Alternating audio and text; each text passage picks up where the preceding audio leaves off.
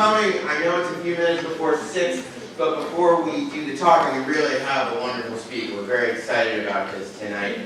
We have a few things that we want to cover for the department. But this is the time of year when we get to briefly honor those that have won awards and scholarships from the department. So I want to welcome you all to the event tonight. As chair of the committee involved in bringing the speaker, we're really excited about this. And this talk is funded by former Serhii Plokhii, who also funds some travel grants in the department. So I wanted to briefly recognize the faculty who won them, and then I will pass the mic on to one of my colleagues who's one of the winners of said travel grant. So we've had 3 faculty who have been selected for that this year. I'm not sure if they're here yet. Ed Dandro is one of our winners. Our newest member of the department, Jessica Rutkow, is also one of them. I'm not sure if she is here. She has class. Oh, she has class. Otherwise she wouldn't be here. And lastly, Dr. Amelia Lyons has also won. So I am going to pass the mic over so she can talk about department scholarship. Thank you, Dr. Thank you. That kind of worked out, right? That I was going to be up here next. Anyway. And I'm grateful to Dr. Pauley and his endowment of the funds that both make tonight possible and make this funding for international travel, of which we have really very little otherwise. So I'm going to use that to go to a conference in France this summer. Thank you, Eric.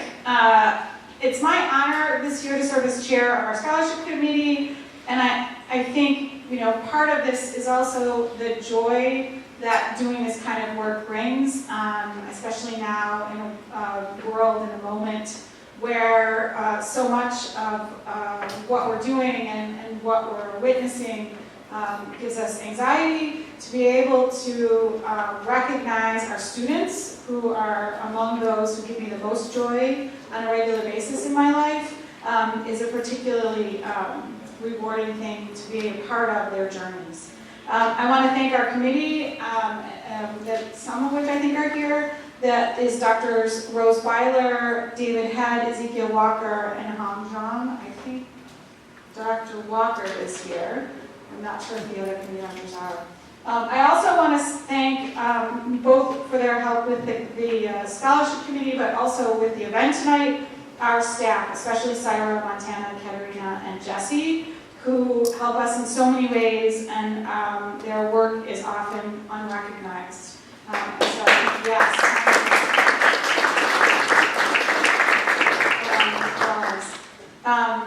What we'll do is to call the names of the scholarship recipients, and I'll ask that they come and stand up at the front here, and ask that you hold your applause until we have awarded all of them.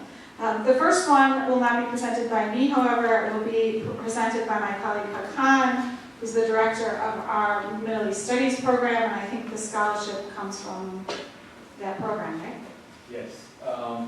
Usually we do not call students who are not here to accept it, but this is a very exceptional student and stuck in the Middle East, so I just wanted to make sure that we take a picture and send it to him, so at least he could be happy. So this year, Amr Abu Ali is the recipient of the Makbul Scholarship in Middle Eastern Studies, a very exceptional student, and hopefully he will come and receive his certificate when he arrives here, so I'm going to give it. Thank you. Thanks, Hakan. So our first scholarship winner, who I thought was going to be here tonight, and maybe, did anybody see Adeze? Oh, okay. So I didn't hear that she wasn't going to be here. Okay, so the next, so we only then have 2 who are here. The first then is the Richard I. Barge History Scholarship, which is awarded each spring to a deserving undergraduate student, and this year's winner is Hakan Teal.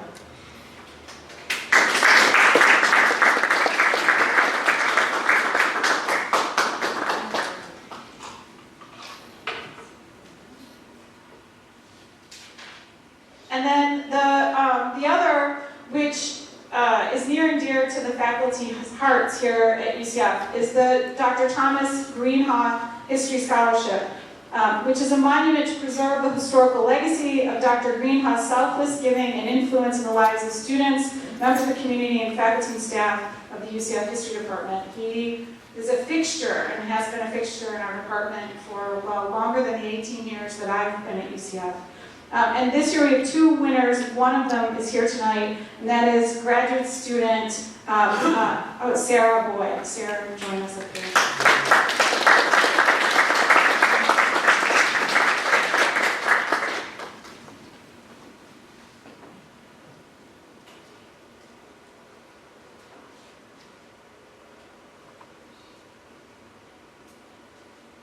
I think we're doing a picture. Are we doing a picture? Am I in the picture? Am I not in the picture? Yes.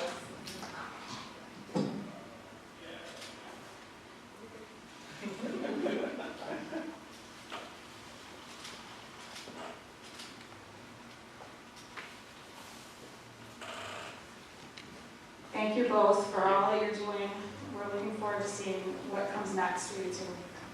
So, without further ado, now I get to introduce my colleague and our world-renowned historian, Dr. Vladimir Solonari, who's going to introduce tonight's speaker.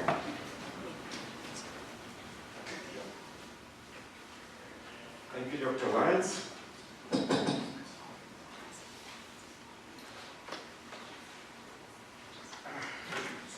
In 1995, University of Columbia Professor of History Mark van Hakan published an article provocatively titled, "Does Ukraine have a history?" He argued that if by history one understands, quote, lived experience, we as angeblich gewesen ist, the way all of us have passed to which we can appeal, then the people, quote, the peoples and institutions that occupy the contemporary state of Ukraine certainly have a history, unquote. But if by history one understands, quote, a written record of that experience past that commands some widespread acceptance and authority in the international scholarly and political communities, then the answer is not so simple, unquote. Whether a negative answer implied in the last sentence was correct back in the mid-1990s, I am not sure. But I know beyond doubt that since then enormous progress has been achieved both in the study and the dissemination of knowledge of the history of Ukraine. I also know that today's speakers contributed mightily in both regards. Professor Serhii Plokhii has had an unusual but highly successful academic career.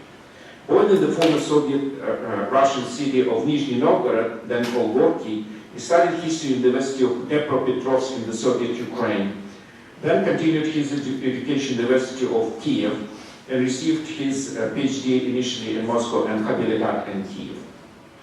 In the 80s and early 90s, he taught history in his alma mater, the University of Dnipropetrovsk, now Dnipro, in independent Ukraine, where he was promoted to the rank of full professor. In the early 1990s, Dr. Plokhii served on several visiting appointments at the University of Canada, which had a significant Ukrainian studies program. In 1996, he joined the staff of the Ukrainian Studies Institute at the same university, where he founded a research program on religion and culture. In 2007, Dr. Plokhii was named the Mykhailo Hrushevs'kyi Professor of Ukrainian History at Harvard. And since 2013, he has served as the director of the Harvard Ukrainian Research Institute, a venerable institution and the most important center of Ukrainian studies outside of Ukraine. While serving as the director of the programs and being the guiding spirit of several collaborative projects on Ukrainian history, Dr. Plokhii sustains an active research and publishing agenda. I would like to say how many books Dr. Plokhii authored and edited, but I am not sure. A simple search and WorldCat library search engine brings an improbable 726 titles, most of which are editions in languages other than English and Ukrainian, including, according to Wikipedia, Albanian, Belarusian, Chinese, Czech, Estonian, Greek, Finnish, Italian, Korean, Lithuanian, Polish, Portuguese, Romanian, Russian, and Spanish. I may suspect that a couple of other languages have been added to the list since it was compiled. Even when it counts only English language publications, the list would still include no less than 47 items. Among them are scholarly monographs published by the most prestigious academic prizes, accounts addressed to lay audiences, and edited collections of scholarly essays. Rarely, there is hardly a period of Ukrainian history, whether medieval, early modern, and modern, or contemporary, on which one would not find a book written by Dr. Plokhii. Nor would there be a type of history in which Dr. Plokhii did not excel, be it social, cultural, diplomatic, or military, or the history of historiography. Dr. Plokhii also has books on such subjects as the Cuban Missile Crisis and the fall of the Soviet Union, which extends far beyond Ukrainian history as such. He won a series of the most prestigious awards in the fields of Slavic studies and history, both in his country and his native Ukraine and elsewhere. We welcome Dr. Plokhii in a particularly tragic moment of Ukrainian history. For 3 years, his country has been defending itself against the most powerful and ruthless enemy, Putin's Russia. While fighting for their independence, liberty, dignity, the Ukrainian people defend the international law and global order built on rules. They defend democracy against autocracy and freedom against tyranny. For that, all of us should be eternally grateful to them. Among numerous books written by Dr. Plokhii, one title stands out, The Russo-Ukrainian War, The Return of History, published in 2023 by Norton & Company. And this book is especially relevant for the present historical moment at the topic of tonight's meeting. With great pleasure and excitement, I now call upon Dr. Plokhii to deliver his lecture. Thank you.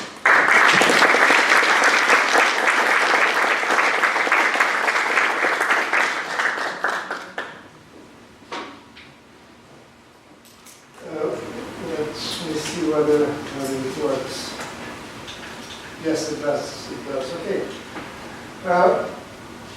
Good. So what I'm going to talk about is something that I hoped never would happen, and that I would never write on. And it's really, I published in the last few years when the all-out war started. Russia's war in Ukraine, published 2 books. One is the Russo-Ukrainian War, and the most recent is the Chernobyl roulette that's on the Russian occupation of Chernobyl nuclear power plant by 5 weeks in February and March of 2022. And I want to start with my experience as a historian and then talk about what I found there, what I didn't find, what I want a colleague to know, what I want the broader audience to know. I found myself in a completely, in many ways, uncharted waters. As a historians, we are trained, first of all, the idea is that it's very good to go to the archives, and go in the archives, and also work with the sources and compare sources. And then maybe next summer or 2 years later come back and recheck that. Well, if you write on contemporary history and what is happening today, there is no archives, which is a little bit different. It's a little bit scary. If you write on what is happening today, and this is basically not the subject that historians are supposed to write on, but if you decided to do that, there is no historiography. It's like a desert. You're going there, you can go in any direction. It's, on the one hand, it's very liberating. On the other hand, the whole point of our training is that find what the debate is going on, how you can contribute to the historiography. There is nothing to contribute. There is a lot of politics, there is a lot of opinion. So another very, very unsettling moment for someone who spent the entire life really writing history, and they studied this early modern 16th, 17th century, and moved to the 20th century. And there is another thing. I talked about archives, but it's a broader issue and problem with the sources. We, especially people who work on the earlier period, quite often would complain that there is not enough sources, or that really there are gaps, and also we don't know how to fill those gaps. So that problem when you write on contemporary developments actually multiplies. And if you write on the war, the point is that actually not only that there is not enough particular type of sources, but the sources that are there are part of the special intelligence operation on the both sides. So basically the sources, there is a kind of source that is specifically created to mislead. That's another problem. I also became much more appreciative of the work that was done by medieval chronicle writers. When we start working on any particular part of history, there is at least a chronology of events that is already there. And after generation, there are sort of agreement, it can be changed, it can be challenged, that these events are important and this are not. So when you write on what is happening today, you don't know, you are the first one who creates chronology. You also don't know what is so important today, that there is Zelensky meets with Trump and there is a blowout in the White House. Is this the moment that changes the entire course of the history, or at least the history of the Cold War, or this is basically later in the evening something else will happen? And what you consider important so much today will be 1 week from now, it will be just a footnote. So it's enormous pressure, and the question is then, why to do something like that? Why to do that you were not trained to do, and you are not entirely actually comfortable. And you also know as a historian that if you're the first to write about a subject, there will be wave after wave of your colleagues and their children and grandchildren just marching through what you have written with the one single point to show how wrong you got it, how you didn't have the sources that you know you don't have them.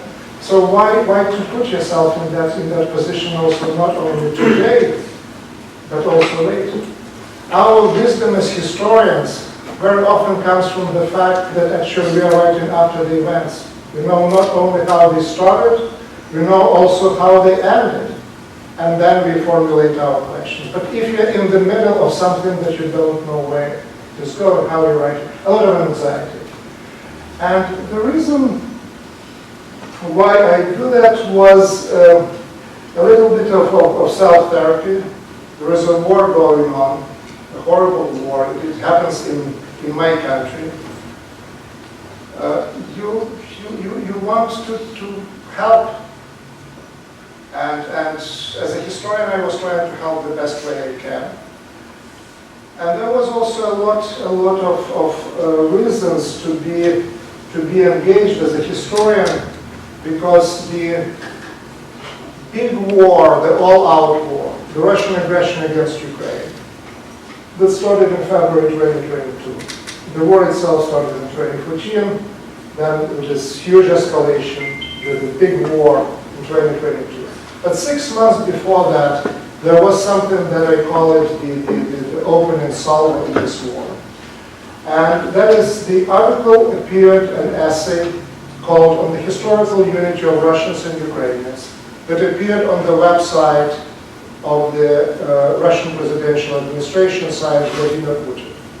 It was, it seems to me, either June or early July of 2021. And I remember me and my colleagues discussing that and saying, okay, it's basically so helpless from the professional point of view. What do you do with that? Is it a good thing to engage with that? Because if you engage, you provide a sort of a legitimacy. The media will be tomorrow there and say, okay, there is one point of view and there is another, and they're both equally valid. And one of my colleagues said, you know, maybe it was COVID. He was sort of engaged, involved in doing that. And now it's the end of the semester. Everyone on the vacations. So So maybe it's just published not to attract so much attention and so much criticism. Well, the reality was, of course, that that was already preparation. That was an ideological manifesto of the war. And what that article was saying, it's a long essay, which Putin clearly didn't write on his own, but certainly was involved. It really reflected many of the sayings, ideas that I could at least find them going back to the year 2013. So the key argument of the long essay is in the first few sentences, in the first paragraph.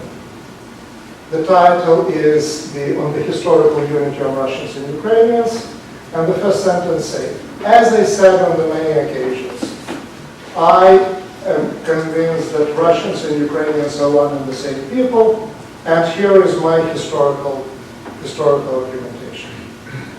So what does this mean, Russians and Ukrainians are one and the same people? That doesn't mean that Russians are Ukrainians.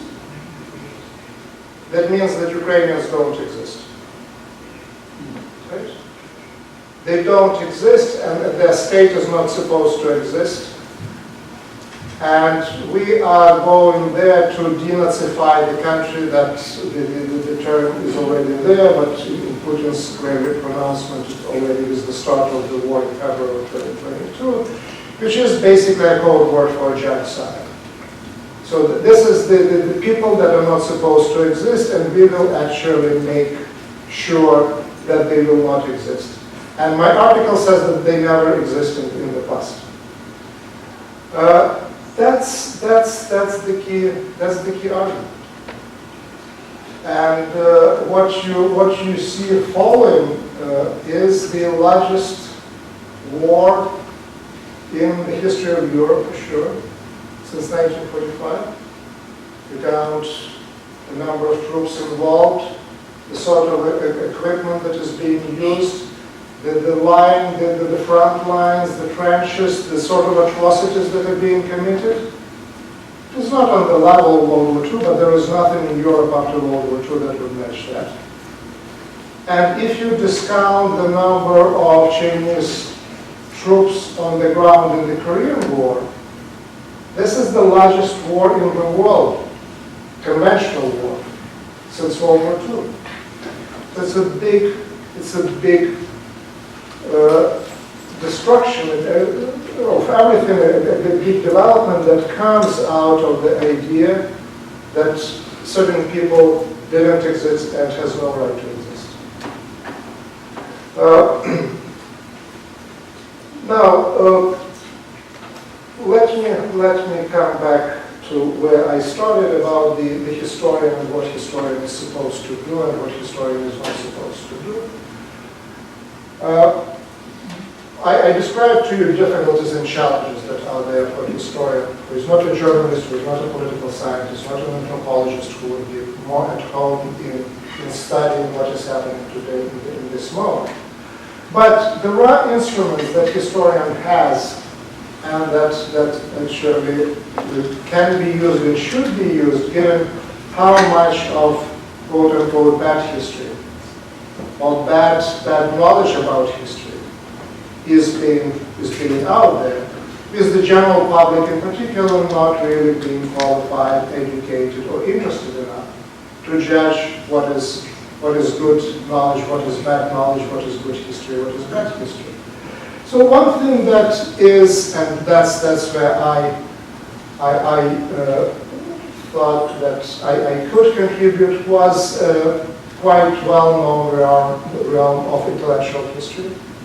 So where the idea that Ukrainians and Russians are the same people, which means Ukrainians don't exist, comes from. So that was one of the things that I was trying to do in my research. Another one, also very, very traditional for historian approach. History in many ways started from the question about the origins. So we have a particular development happening today.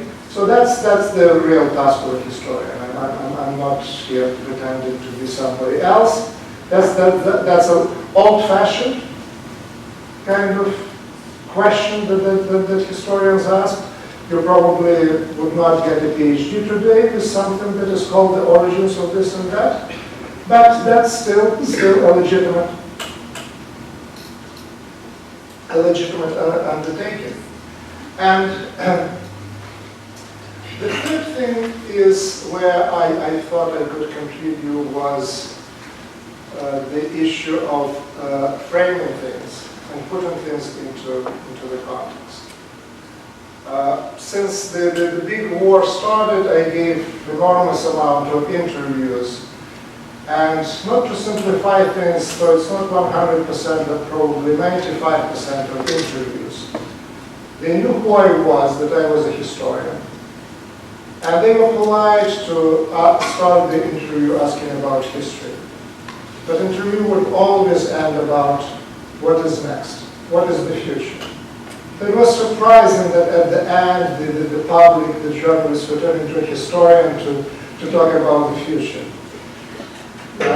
But I had somehow to react to that, and I acquired certain skills. I don't know whether they're helpful or not, but thinking about what is happening today, not only in terms of the origins and something that really shapes the reality of today, but trying to understand what are the broader processes that are happening, that brought us where we are, and then try to do the best guesswork I can in the sense of what is happening today, to what degree it changes or doesn't change the particular trend. Or maybe it enforces this, or maybe it has no impact on that or not. And surprisingly, I saw that there was a couple of things which are very obvious, that the war really changed. That I really have this difficulty imagining certain things to going back where they used to be, international order in particular. Just for the simple fact that war is so big and so huge that we keep going back to World War II. We have nothing else to compare to it. Maybe the Korean War, and it's a big international development. And there is almost a consensus that we can't go back to the world that existed before. It changes so much. But this is just one of the examples. So at the end, I had chosen these three things that I would try to contribute to the discussion, to the understanding of the war, to the education of a broader readership, and certainly my students. And that one was, again, intellectual history, and rather the origins of the war, and then the third, the impact of the current developments on the broader trends and on their shift and change. And the last point, before I start talking about these three different perspectives, the last thing that I will say is that it's not all so bad as I described at the beginning, and how helpless the historian feels working on contemporary developments. I found something that I really got excited about, and that was social media. For us historians working on anything before the last 10 years, and that's where we all work, we work with the archival materials, with published materials, with newspapers, you name it. But we always want to get a human perspective on things. We want to know what people thought at the moment when they were doing that, and it's virtually impossible. We are lucky when we find a memoir providing this kind of a personal perspective, but it turns out that the memoir was written 10, 15, 20 years later, when the person was already kind of explaining to herself, himself, everybody else what happened to their lives. Well, we can get really lucky and get a diary that was written, let's say, 1 day or 2 days after the event. Even if it is written, you go back today and somehow you are impressed with this lecture, positively or negatively, it doesn't mean, and you have a diary, and you write it down. Even then it will be not what you are thinking right now. Even then there will be already the structure, it will be the narrative of your day. And you can start with disappointment at the beginning of the lecture and end up with basically much more positive attitude, or vice versa, and that would change that. So the moment that we are right now, it's so easy to lose it, it's actually always losing, except when you have social media. I give you one example. The March of 2022, the Russian army starts actual battle, the fight on the territory of Zaporizhzhia nuclear power plant, the largest nuclear power plant in Europe. The tank moving, the missiles are firing, one of the buildings catches fire, and one of the Ukrainian engineers took this footage that was coming, the streaming that was coming from this security cameras, and connected it to the YouTube channel. So the entire world, or at least those who were paying attention and were focused on that, could watch the war on the nuclear side in real life. And I go on the website of Ukrainian Nuclear Energy Regulator. Every country has it. So, and they put news, and then they also have this chat, and they have this discussion about this and that. And normal people don't go on that website.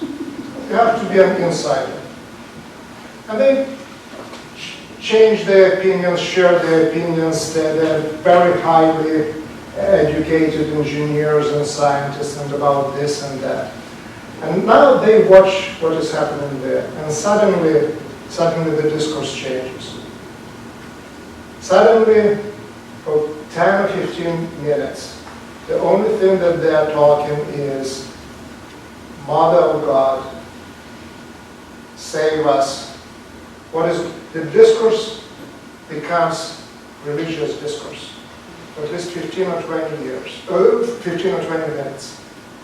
And then the situation changes. They switch back to the scientific, or at least secular way of describing things. If you would talk to those people at the end of the day, they probably would not remember that, or would not consider that to be important, and would go back to their normal, that they would try to explain that from the engineering point of view, or whatever, safety of the nuclear reactor point of view, rather than talking about the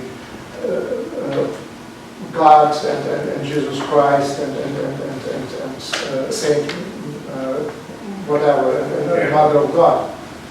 So I discovered that, and that's really something that is so unique and so important for our future understanding, for our writing about today, and certainly for generations of people who come after that.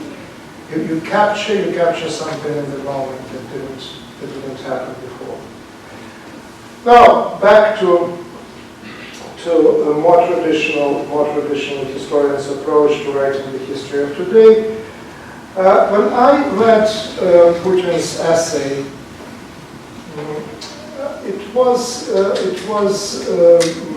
on the one hand bizarre, on the other hand it was very familiar, in the sense that as a historian of the region of the historian of Russian Empire, I knew exactly where he was coming from. The idea that Ukrainians and Russians are one and the same people is not a new idea.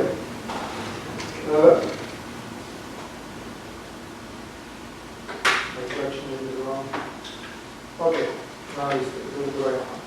So this is the poster that comes from turn of the 20th century. You see there are three women.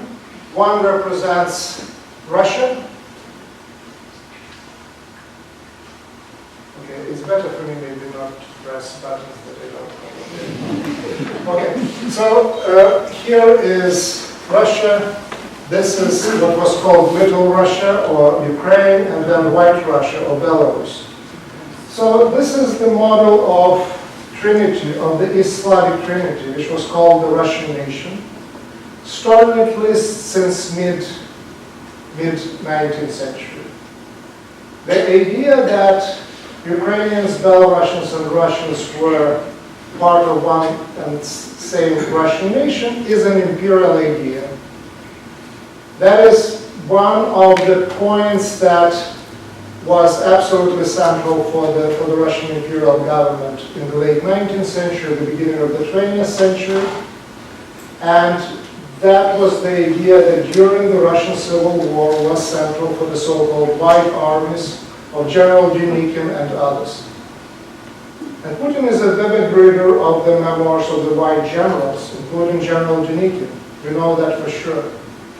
So what we have is in the 21st century, in the year 2021, someone goes back to the mid-19th century, beginning of the 20th century, takes the model and brings it back into the, or forward into 21st century and tries to reshape the world to fit the imperial idea of the 19th century.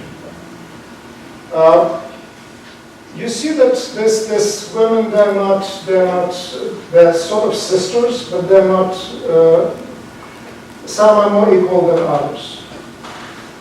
The woman in the center has both a sword and a cross. It is, she is the leader with the cross, and she is prepared to use the sword. And then you realize that when Putin says that Russians and Ukrainians are one and the same people, he means really that Russia and Russians have to dominate the space. I mentioned General Denikin as one source. That's what Putin reads. But Putin didn't have to read General Denikin. The ideas of the Russian Empire, Russian imperial nation, in which Ukrainians and Belarusians don't exist, was successfully translated into post-Soviet Russia by a Nobel Prize winner, Alexander Solzhenitsyn.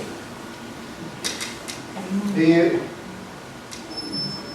person who emerged, who basically fought against the communism, was in the Gulag, but fought under the banner of Russian nationalism, and was fighting under the banner of the imperial Russian nationalism. That's a person, very important person, and again, very venerated by Putin. They meet on more than one occasion. But it's not just individuals, even so influential intellectual figures like Solzhenitsyn. There are also institutions. The Orthodox Church that existed through the Soviet period in Russia, Ukraine, and Belarus was called Russian Orthodox Church. And it preserved the imperial idea of actually non-existence of any other groups. It preserved partially because it was under the pressure from the communist regime. It was not allowed to modernize, to develop. The Communist Party that started as the Russian Social Democratic Party eventually became known in the Soviet Union as the Communist Party of the Soviet Union, with different branches, Ukrainian and Belarusian and Moldovan and other communist parties. But the church never split. Church stayed as a capsule in terms of thinking, in terms of time. The empire was transmitted with its ideas, not just with the writings of Solzhenitsyn and people like him, but also with the institutions that survived the communist regime. In the same article, Putin actually is very critical of Vladimir Lenin and even Joseph Stalin. He says that it's the Bolsheviks that created Ukraine. And he is unhappy with Joseph Stalin, who portrayed here as the leader of really empire, of different representatives of different nationalities. that he also recognized Ukrainians as a separate group.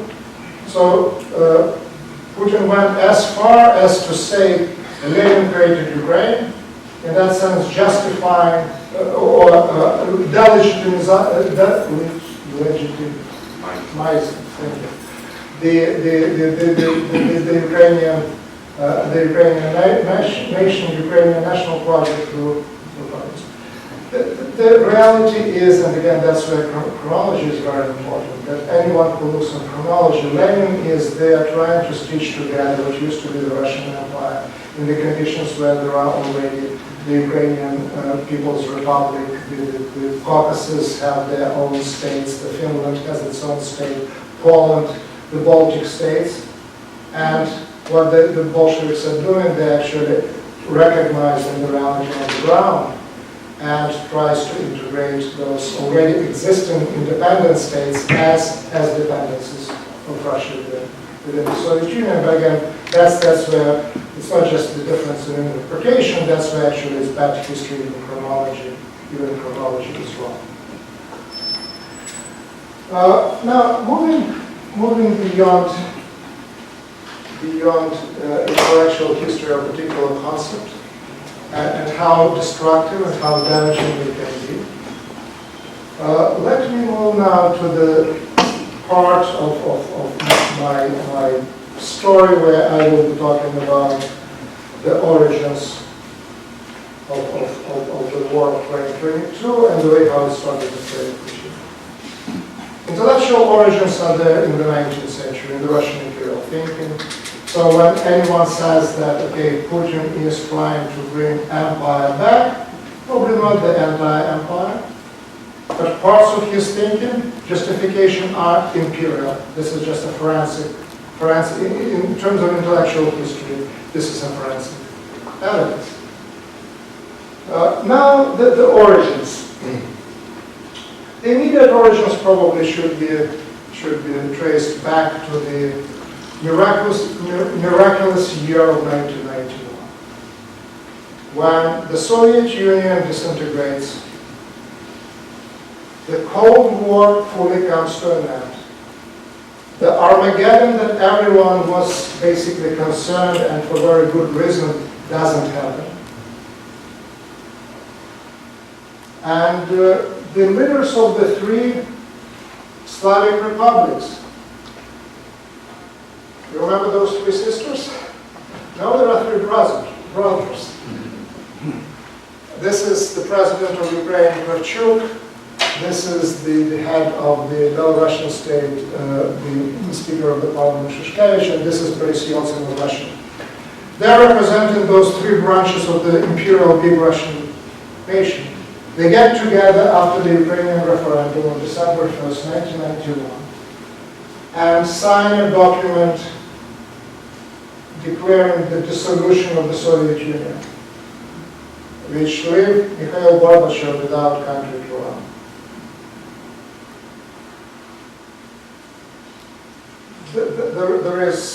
It's not clear what will happen next. They create, instead of what was the Soviet Union, the Commonwealth of Independent States, consulting British history, and clearly thinking about the disintegration of the Soviet Union, the fall of the Soviet Union, as the fall of an empire. Look at the map of Russia even today, or look in the past and look at the map of the Soviet Union. It's the largest in territorial terms state on the surface of the earth.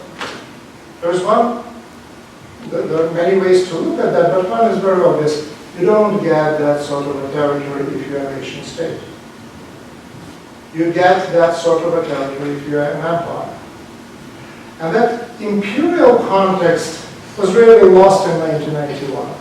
The context was about victory of democracy, about Yeltsin being on the tank in front of the White House. Armageddon averted, where the end of history, Francis Fukuyama, the victory of liberalism.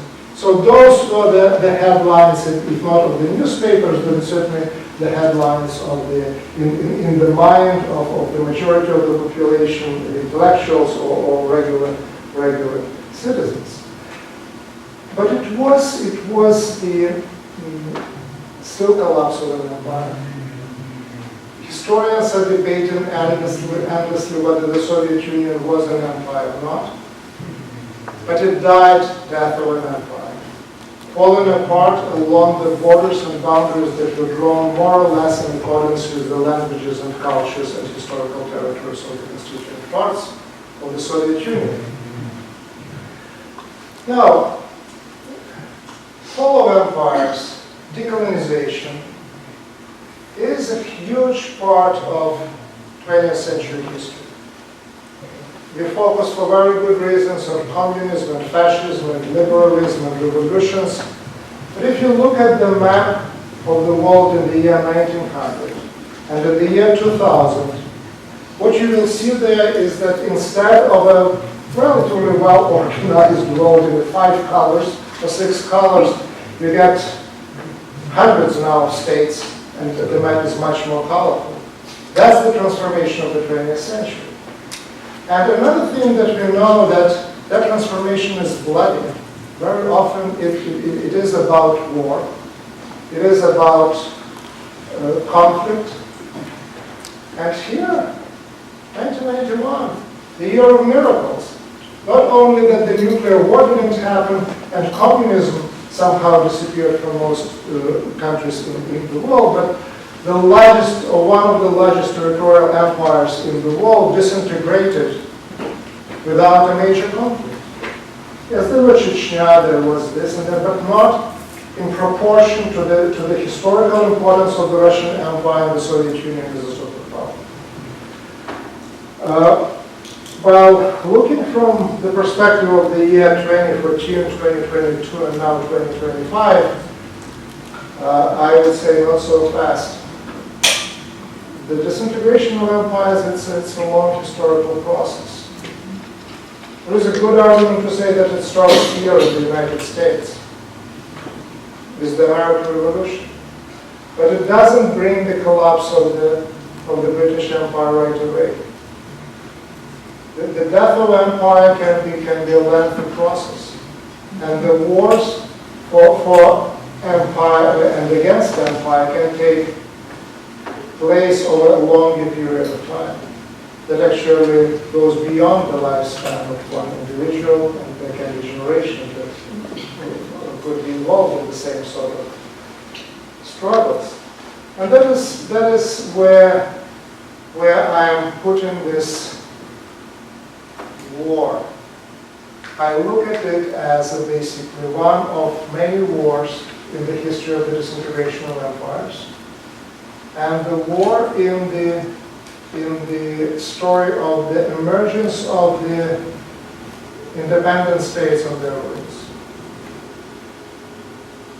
From other parts of the world, from other periods in time, we know that those wars can be long and bloody, but we also know at the end how these wars end. We know that because we can compare the map from 1900 and the map from the year 2000. And it will tell you the story where the world has been moving. It doesn't necessarily have to move that way in each particular case. Many historical nations, many ethnic groups, many languages disappeared because others believed that they actually didn't exist and had no right to exist. So the Ukrainian and Russian story in this particular case is unique in many ways, but it is also not unique. It is part of a broader context, of a broader process, of a broader trend. And that is when I hear that, well, the war is there really because NATO is moving to the borders of Russia. I, as a historian, actually have questions. I have no doubt that no one in Moscow was particularly happy with the extension of NATO, or expansion of NATO. But the story of NATO expansion is not so much the story of NATO insisting on moving its borders eastward. It's a story of East Europeans and other groups that were under the Russian control for centuries, arriving to Washington and knocking on the doors of Bill Clinton and demanding from him open the gates of the fortress because their historical experience is saying that Russians are coming. And what they get back is saying, look, we have finally democracy in Russia. We have Yeltsin there. There is no really, you are paranoid, there is no reason for concern. But they're coming out of the actually much deeper understanding of history of relations in the region, history of the region, than any outside power. And what happened in 2014 and 2022 says that, well, the Poles were right. They knew what would happen.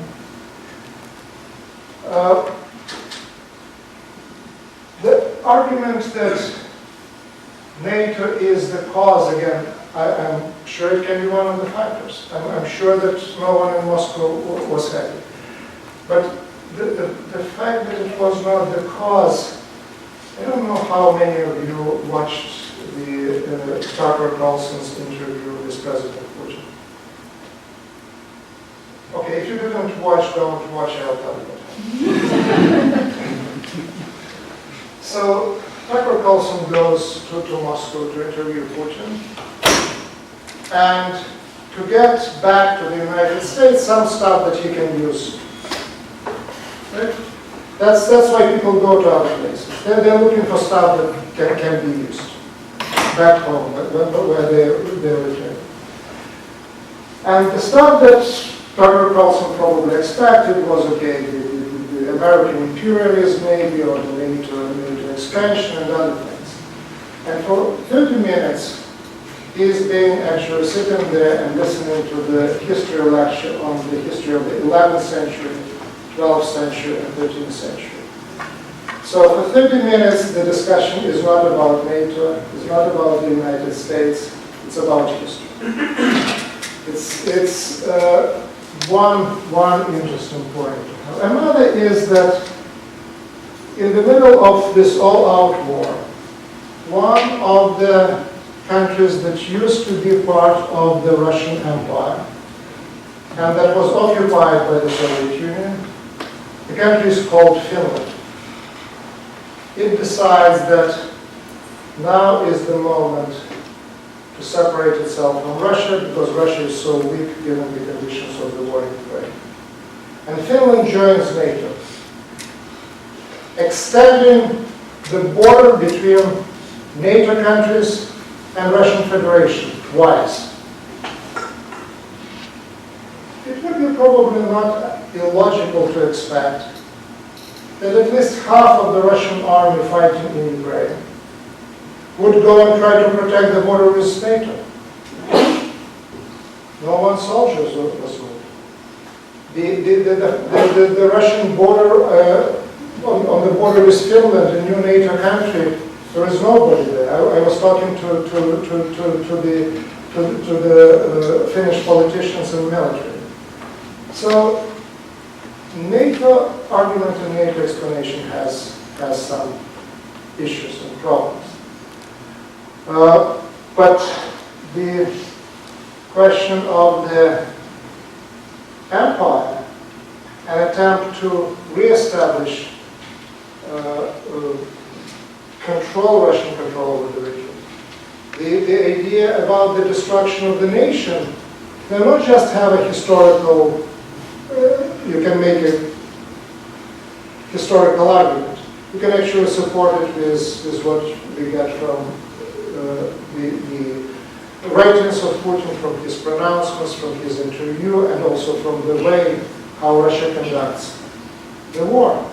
Because on the territory of Ukraine that is occupied by the Russian army, The books are being actually thrown out of the libraries, including my own books.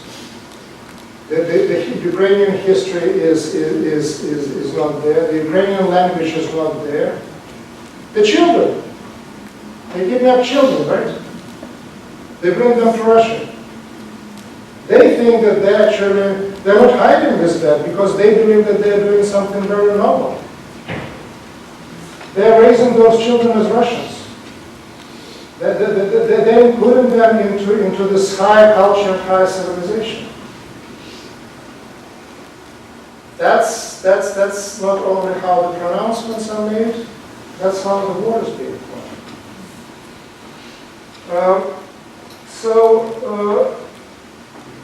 The origins of the war, my argument, are immediate origins, are very much in the history of the disintegration of the Soviet Union, which is a next stage in the disintegration of the Russian Empire. And for those reasons, the use of the imperial rhetoric, the imperial understanding of what nation is, and so on and so forth, works and fits together. Now, I probably already go over time, maybe. You have 6 minutes. Okay, stop after some time. Okay, let me now talk about the impact of the war and things that probably war changed in the way that really can't be repaired, in the sense that whether we want it or not, we can't go back to the world before either 2014 or especially before February of 2022. This is a photo taken in March of 2022 in downtown Kyiv. It's a demolition of the monument to the Russo-Ukrainian friendship that was built during the Soviet times. That monument survived the start of the Russo-Ukrainian War in 2014, but it didn't survive the beginning of the war of 2022 with the Russian missiles bombing Kyiv, the city that, according to the Putin's narrative of Russian history, is the birthplace of Russia itself. I have family in Ukraine. I talk to colleagues, to people. I can't imagine the peace can come tomorrow and not just ceasefire, but the real peace. I can't imagine the next generation, 2 or 3, considering Russians to be anything but enemy. After the bombardment of the cities, after the destruction, after these enormous losses that were there, and from the people who, many Ukrainians, they didn't think that the Russians were one and the same as Ukrainians, but they considered them to be relatives. Yes, they're doing horrible things in Chechnya and in Syria, but they can't do that to us. We are too close. There are so many family connections. There's so many history to share, good and bad. But that sort of thinking, that sort of narrative is gone. It's not forever. Going back to World War II, the countries that were enemies and the peoples that were enemies eventually find the way how to work together, to communicate. But the idea with which the war was started, that Russians and Ukrainians were one and the same people, died as the first Russian missile came. And on Odessa. And the cities that are being bombed are the cities with the highest percentage of Russian speakers and also ethnic Russians. The city of Mariupol that was almost fully destroyed, not only that it was 90% Russian-speaking city, over 40% of the population were ethnic Russians. So that's one thing that I really can't imagine going back in terms of the relations between Russians and Ukrainians. And through this war, Ukraine certainly showed that not only Ukraine existed, that it exists and it has right to exist in the future. Another thing that changed and changed dramatically were Russia's relations with Europe. They're not there in terms of the Berlin Wall, but when US started to reconsider its policy in this war toward Russia, in the course of, certainly visibly in the course of the last month and a half, the Europe actually acquired agency of a sort that it didn't acquire before in standing by Ukraine. So that sort of independence from the United States on the international arena, I really don't remember being there ever since 1945 or since 1939, since World War II, one way or another. There are businesses that certainly would like actually to rebuild some connections, and that will be happening with Russia. But the Europe was awakened to the threat that comes with actually renewed Russian imperialism, renewed imperialism. They're increasing their budgets, their defense budgets, to a degree that actually President Trump during his first tenure was insisting, and they resisted. Now no one actually has to convince Europeans to do that.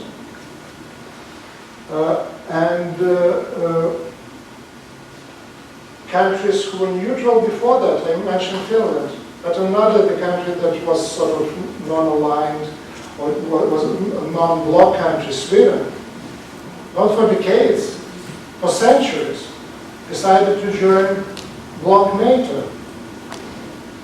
Finland is there, so it's a disappearance also of gray zones in Europe that existed before.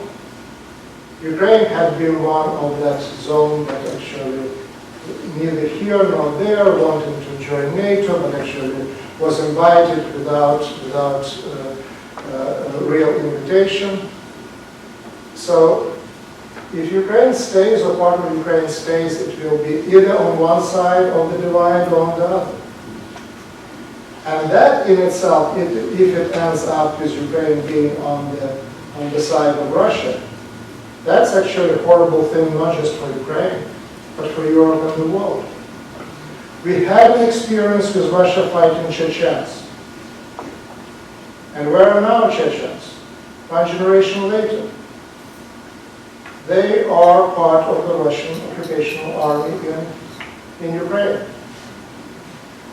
So whatever the outcome is, we see really the emergence, not exactly the Iron Curtain, but we see the division in Europe, between Europe and Russia, of the sort that we didn't see since the fall of the Berlin Wall in 1989. Again, things can change, but I think that the general trend has been changed. And it changed not only since 1989.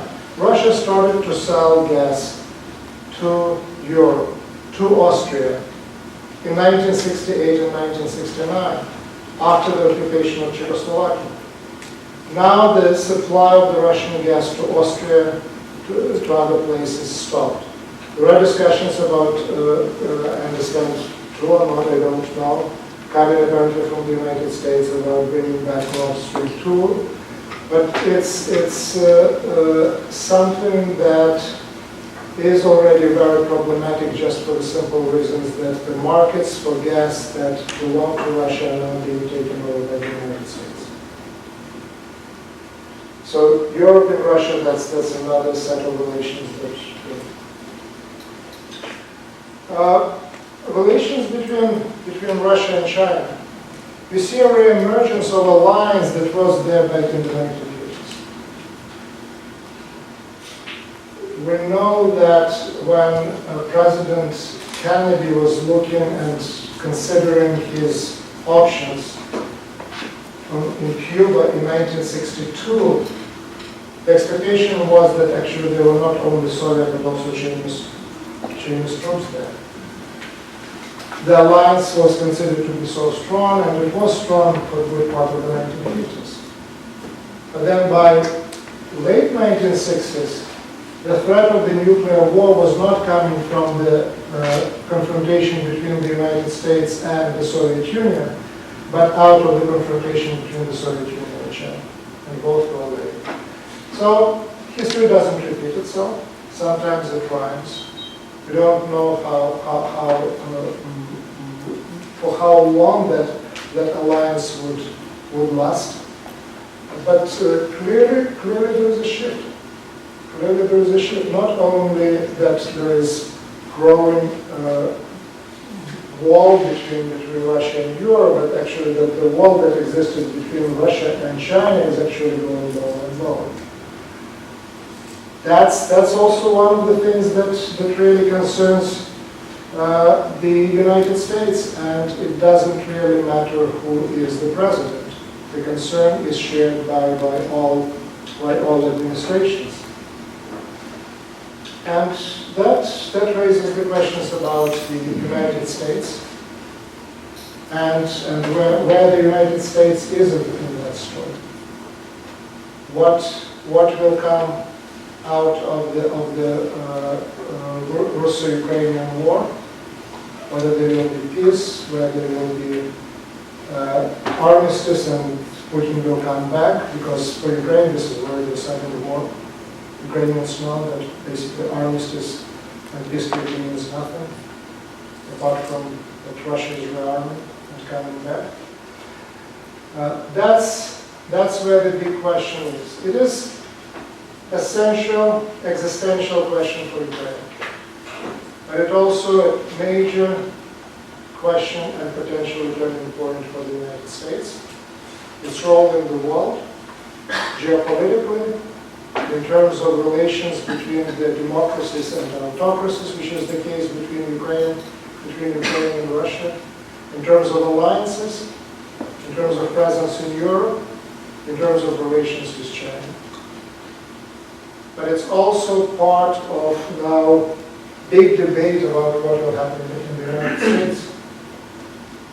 So that's where I will stop with a lot of question marks instead of exclamation marks and sort of recipes and answers to what will happen. Except of saying that these are huge and big questions. The war is big, that's where I started. So the impact of how it ends will be felt all over the world. I compared it to World War II. Again, it's not on the same level, but it's basically, it is the closest what we got. And we know that it mattered how World War II ended. We know that it mattered who were winners and who were losers. Probably on a smaller rate, but also globally. The outcome of this war will matter for us. So thank you very much.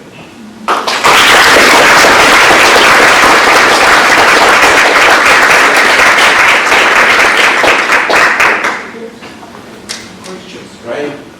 Yeah, well, let me switch to something more. I don't know what this is. Okay, maybe this is more uplifting. You have questions, please.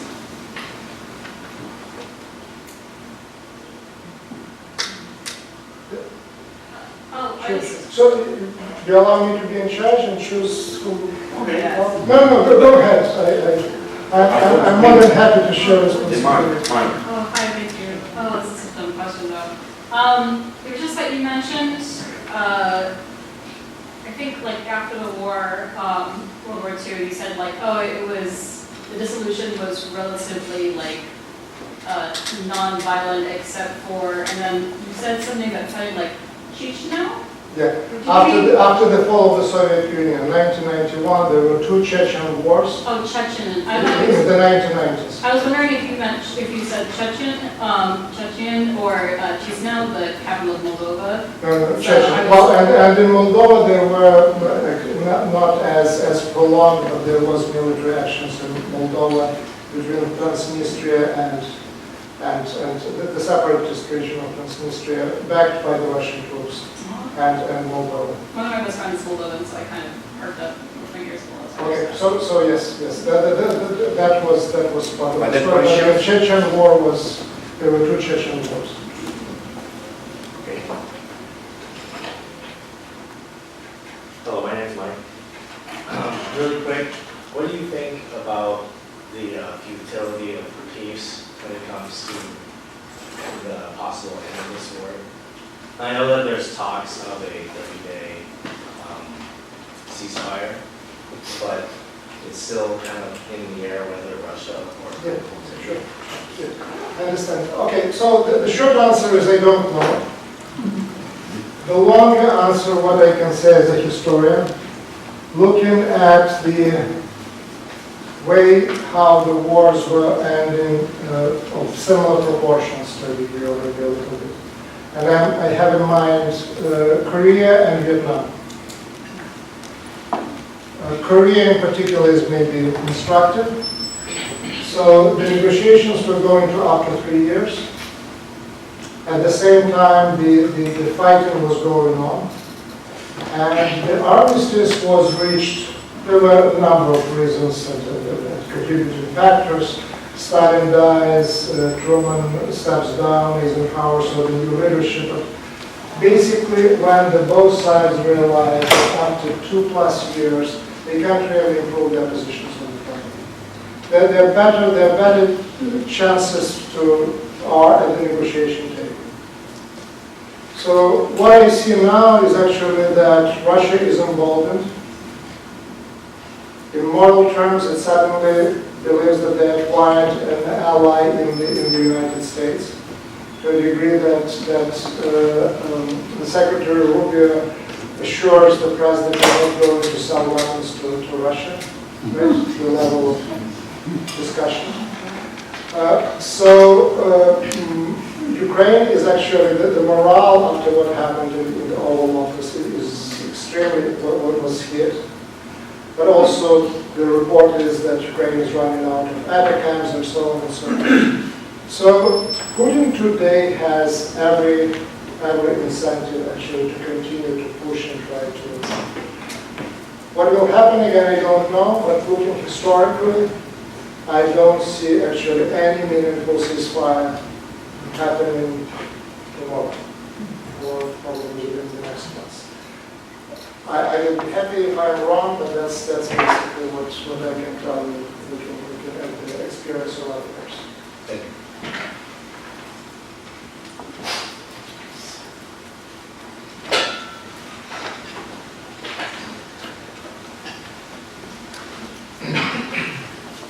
We've heard so much about Imperial Russia and Putin's goal to bring Ukraine back in. That's all sounds fine and dandy in terms of a political objective. But from your estimate, what do we have to know about your country, Crimea, the resources that it has, that Putin so badly seems to want, in addition to the imperial goal for Soviet Russia? Sure. Thank you. There is an argument being made that the war is basically about a particular economic gain and resources. And there is some evidence that can support that argument. Oil and gas around Crimea, a big chunk of this rare earth minerals is in basically parts occupied today by Russia and Eastern Ukraine. But I don't buy the argument about the primacy of the economic reason or gain in terms of resources. It also gains people, right? So he takes people, he sends them. It's an imperial tactics. You send them into the battle that's against international law, but that's what is happening. So the resources are part of that story, but I don't think that they're the driving force. Because what this war did to Russia, in terms of the loss of the human life, in terms of the loss of resources, standing in the world, losing of the markets all over the world. It's an economic disaster. And what it gets and how it fights the war is basically, it's moving slowly but evenly, but by just destroying everything, by the guided bombs. So what it gains is the place which will need enormous investment. So it doesn't make sense economically. A lot in politics doesn't make sense at all, economically or otherwise. So it's And that says, okay, we should look for different factors. And different factors, again, I talked about empire, but I will tell something that I didn't mention at all, is the issue, or at least I just mentioned, Ukraine is one of few places in the post-Soviet space where after 1990s, democracy had survived. Not perfect democracy, but who has perfect democracy?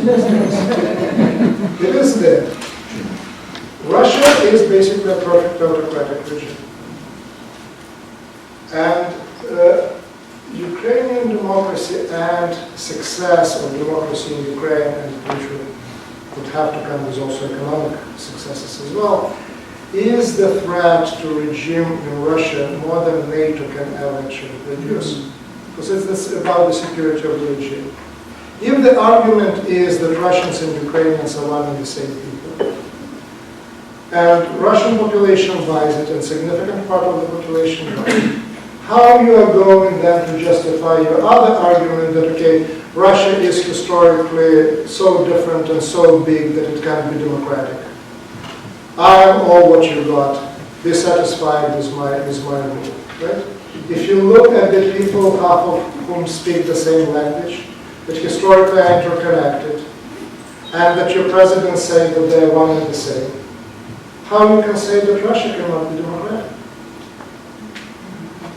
So that's another again, and it's everything that happens. So almost everything it is about multi-causality, and then it's not a strict math to figure out what is what percentage, but at least we can try to figure out what is there, what went into that cake, which made it so awful.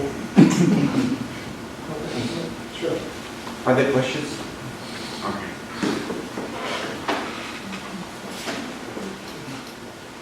Thank you for coming. Do you believe that there was a genuine? Do you believe that there was a genuine Russian desire to join like the Western security architecture of Europe after, like, say, before 2003? And if so, do you think it was squandered in some particular way? Well,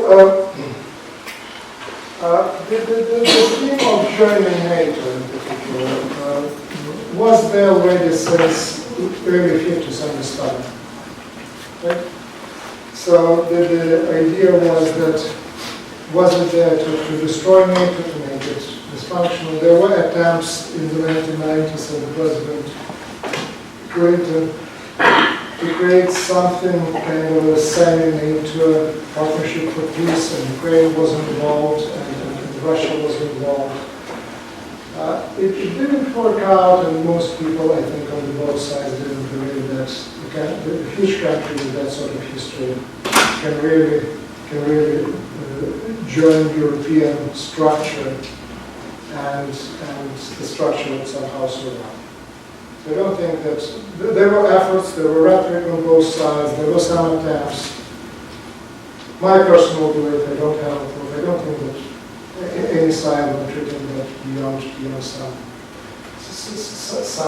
politically good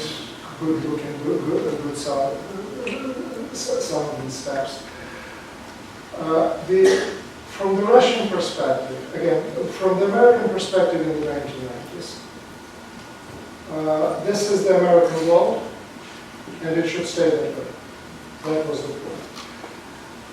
A Russian perspective in the 1990s, and again, both perspectives then continued in different ways. Russian perspective in the 1990s was, okay, we lost the Cold War. We're not admitting that, but we lost the Cold War. Our ideal model was this kind of bipolarity, bipolar world. We can't do that anymore. We can't strive to get back to bipolarity. So the model that emerges in mid-90s is multipolar world, which means spheres of influence. And that's what is to a degree happening now. And that, to a degree, at least when I listen to the rhetoric coming to take from the White House, is basically the model that is being, to a degree, bought by the President Trump's administration.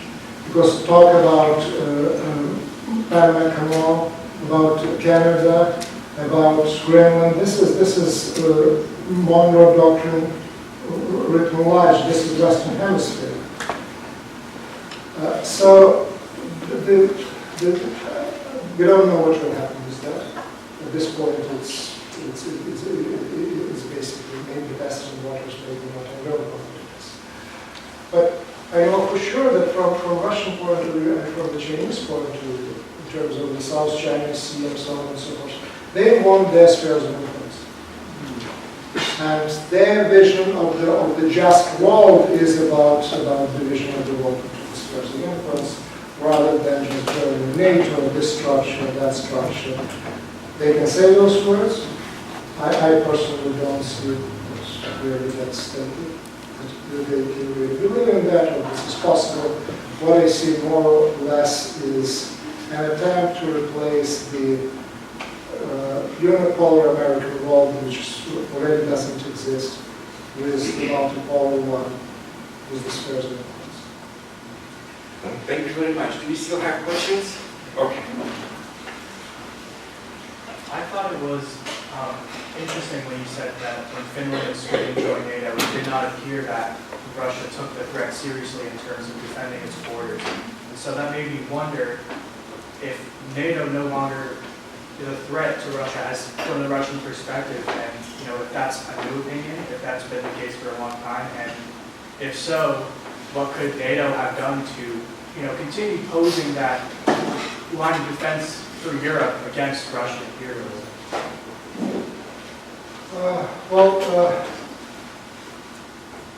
There is, of course, and again, I was arguing with that position about NATO as the cause. It's not just something that Putin is saying, but for example, John Mearsheimer, right, talks about that, and that's geopolitics. So one country moves closer to the borders of another, it responds.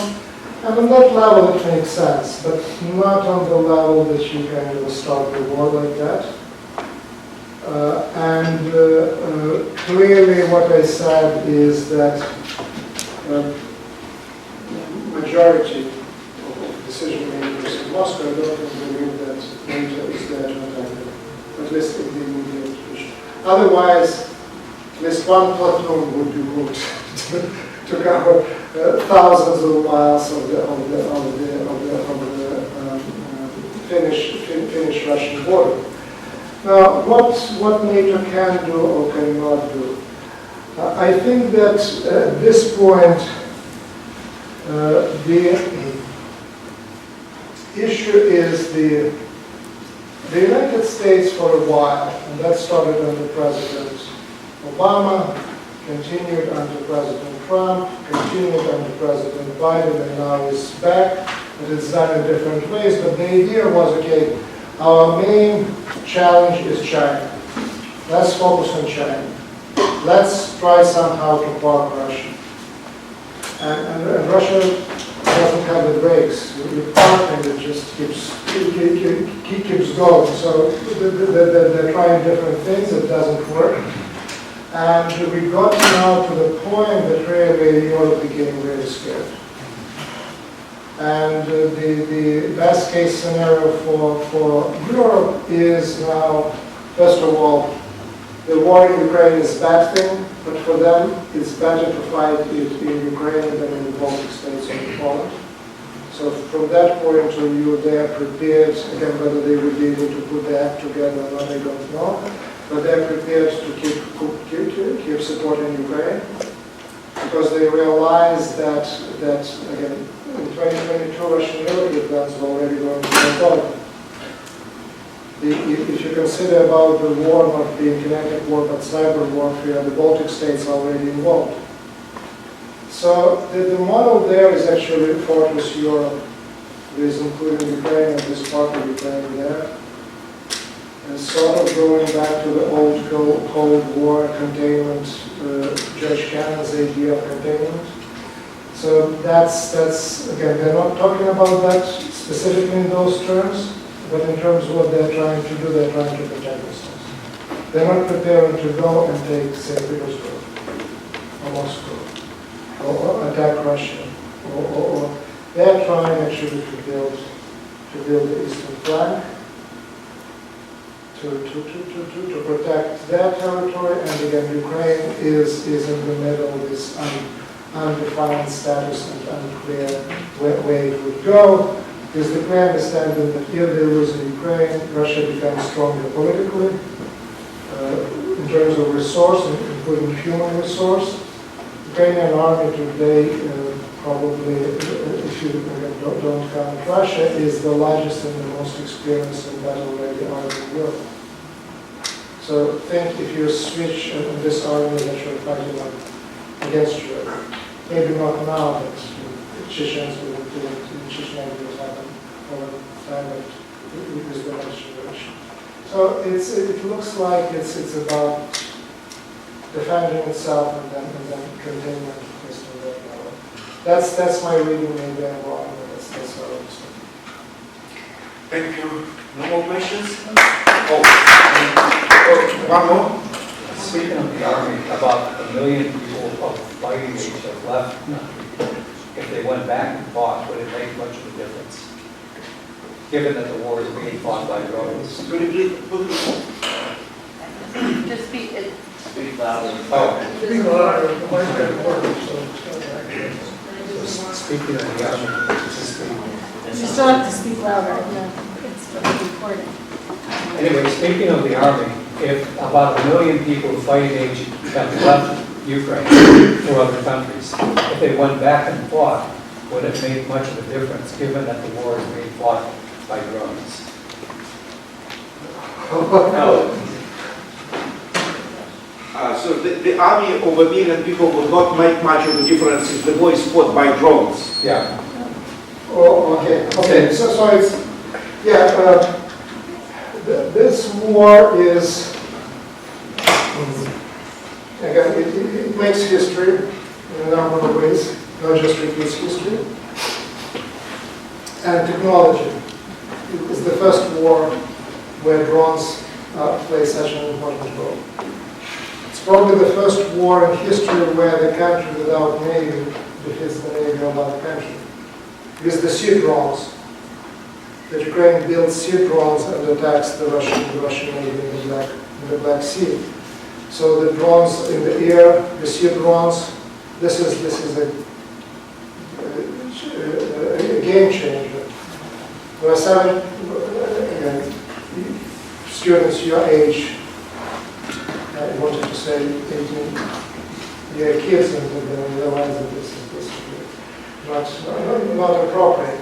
So teenagers sitting there and actually operating drones and playing games about actually where the drones and how much targets they're playing.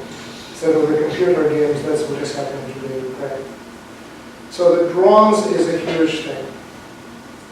It can hit the tank with tens of millions of dollars that cost with the drone, that is basically a couple $1,000. But still, like in any other war, until there are boots on the ground, it's all just a preparation. So the boots on the ground still matter. And Russians have a lot of boots. Okay, I guess